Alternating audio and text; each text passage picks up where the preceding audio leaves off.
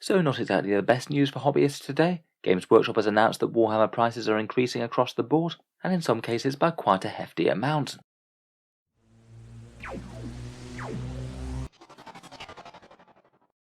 Hello and welcome back to Auspex Tactics, where today we're talking about Games Workshop's announcement of a recent price increase, which I think for the most part reflects them passing on inflation to the customer. Basically, if you were thinking about buying most Warhammer kits, it's shortly going to be going up in about a month's time. It doesn't affect literally everything. There are a fair few exceptions that we'll get onto later in the video, but certainly really not great news if you are looking to get into the hobby or adding more to your collection. First, we'll just talk about the headlines of the price increases, how much is going up and when it's happening, talk through the individual sections of price rise in a little bit more detail and what things have escaped price rises, and then just a few thoughts on the rising cost of 40k in general. So Games Workshop broke the news on a Warhammer community post earlier today, basically saying that the recent price increases are due to inflation, something that's most certainly going on in the UK at the moment, with rates jumping to in excess of 5%, much higher than it's been in a really long time. Inflation is basically currency being devalued, so your pounds and dollars don't go quite as far as before, and though I'm certainly no expert, I'm sure to some extent it's reflective of money printing during the pandemic, and the economy in general just not being in such a great shape as the world recovers. Basically, it does mean that all the things that Games Workshop has to pay for, things like manufacturing costs, shipping costs, and energy prices, all of those will be seeing big increases right now. So anyone who's selling things that rely on these, like Games Workshop, basically has a choice of either accepting far less profits, or basically just passing on the rising inflation costs to the customer, which is what Games Workshop appear to be doing, which is kind of going to be similar for most other companies out there right now. It's maybe particularly painful when Games Workshop's prices are renowned for being pretty high already, and it's certainly not great news for the average hobbyist who just wants to pick up some Space Marines or Necrons or something. Apparently the price rise will be coming into effect on the 7th of March, so Games Workshop have put out this post just to let everyone know that the prices will be going up, which to be fair is kind of helpful as a warning shot, as it means that if you are definitely committed to making a big purchase at some point in the future, it's probably better to make it just before the 7th of March rather than just after. Obviously I wouldn't go out and buy loads of things that you weren't going to anyway, but I just think it would be a pretty silly decision to be buying a massive new army and decide to wait until just after the price increase to do so.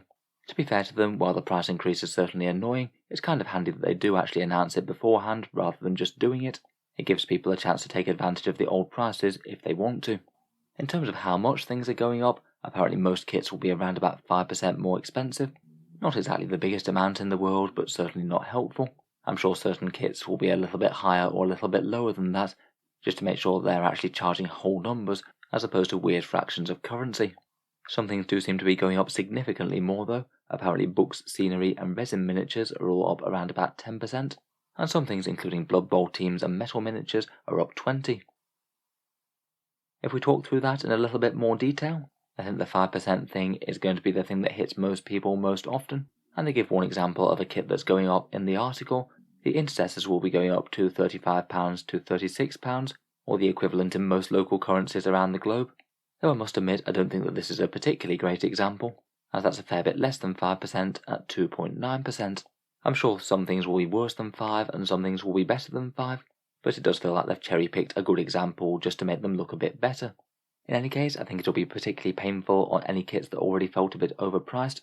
Things like Orc mech guns, Necron flayed ones, and several of their basic tank kits are just incredibly expensive for what you get, and it's going to be a further disincentive to pick up any of the kits that Games Workshop seems to charge a big premium for.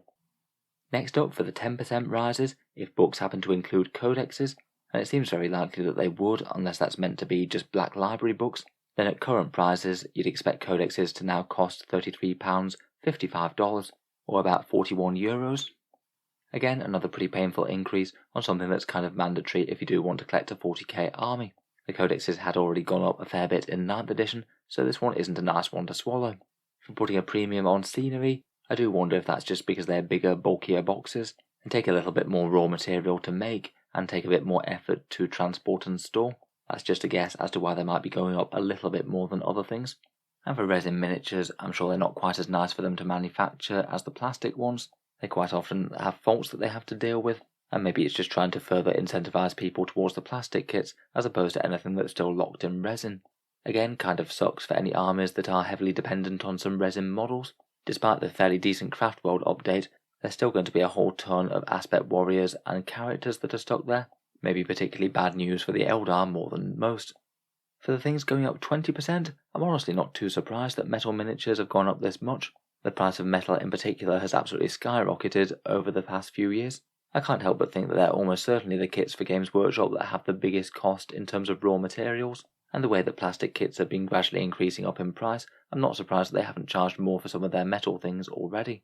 There's really not many metal kits that they sell. Most of them are relics that are gradually being phased out. Perhaps one of the weirdest increases on the list, though, are Blood Bowl teams going up 20% as well. I'm really not entirely sure why they'd be going up 20%. If anyone's got any insights down in the comments, please let me know. It might just literally be them choosing to increase the prices for their own reasons. I guess Blood Bowl teams are something that in general you'd only buy once. Maybe they're just increasing prices a little bit to try and justify them supporting a niche range. In any case, that will be looking at around about £32 for a Blood Bowl team, or around about $48. Finally, in a small amount of good news, a fair few things are escaping price rises. In particular, if you live in Australia, New Zealand, China or Japan, apparently all of those currencies have escaped any price rises whatsoever, so this doesn't apply to you. I must say I think that's a really good choice for Australia and New Zealand at least. Games Workshop has just been charging crazy amounts more compared with the rest of the world for them, and it's a real limit on people playing Warhammer in those countries. I must say I'm less familiar with China and Japan. I've heard that Japan isn't too dissimilar from the UK in pricing. It's kind of hard to say why they've been excluded. Aside from that, most of their starter sets for their core systems aren't going to be going up, so if you're looking to pick up Recruit, Elite or Command sets, all of those will apparently be staying the same price. I guess at least compared with the rest of the range, they do put those out very, very cheaply to try and get people interested, and certainly the Recruit and Elite boxes are looking better than ever. For the miniatures that you get in them, they're already some of Games Workshop's best deals.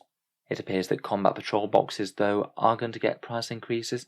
There's no mention of them being excluded, which is a shame. Finally, their hobby supplies also haven't gone up either. Their paints, brushes and hobby tools are all staying the same. I feel like they're probably keeping down the prices on these, as they're areas where they don't hold a monopoly over their own products. They've got a whole ton of big competitors out there, between Army Painter and Vallejo, and many, many more. Perhaps their paint prices aren't enormously different, but certainly Games Workshop brushes and hobby tools are renowned for being pretty expensive. I must admit, I buy brushes elsewhere. You can buy brushes online that cost a fraction of the cost of Games Workshop products. So overall, this certainly isn't good news for anyone wanting to buy Warhammer in the future. Though honestly, given inflation and Games Workshop's track record with repeated price increases, it's really not too surprising. Though of course I think it would have been very nice if they'd chosen not to, and use it as a means to essentially make Warhammer cheaper for people. Warhammer models are generally still regarded as really quite expensive compared with their competitors. They can kind of afford to charge a lot more than other people due to their market dominance, and it's basically been a constant fact of life that I'd quite like them to reduce prices for 40k. I feel that even for their own sakes, if they could just keep prices down a little bit, they'd get far more people into the hobby, and even if it might reduce profits a little bit in the short term, it'd help them grow and keep more people interested for the future. I'm sure they know what they're doing for their own purposes though. That's just me speculating. In general though, any sort of price increase like this for us is a bad thing. For some people with plenty of disposable income, hobby price isn't really the biggest deal, but for a lot of people without that kind of luxury, it really, really is. I genuinely think that when they have price increases like this, there's going to be some people that just look at the hobby and decide that they can't justify it anymore, or new people coming into the hobby that just think, no, I'm not going to buy that at that price. Probably more so than normal with inflation all over the place and everything else costing a bit more and wages not keeping up. I still do think that if you want to put together an army on a small budget, it's still very possible. Making good uses of Combat Patrol boxes, start collecting kits, and maybe other suppliers such as the second-hand market, 3D printing, or alternative sculpts.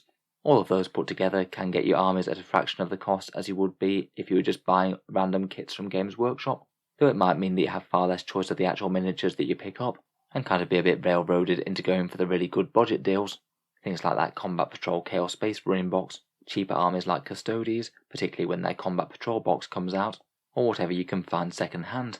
Still definitely possible, I think, but certainly will be made a bit harder by these price increases next month. So anyway, let me know your thoughts down in the comments below. Will these price increases change much for you personally? I look forward to hearing your thoughts. If you've enjoyed the video, feel free to subscribe to Auspex Tactics, where I do try and keep up with Games Workshop's news and rumours, with new videos out just about every day.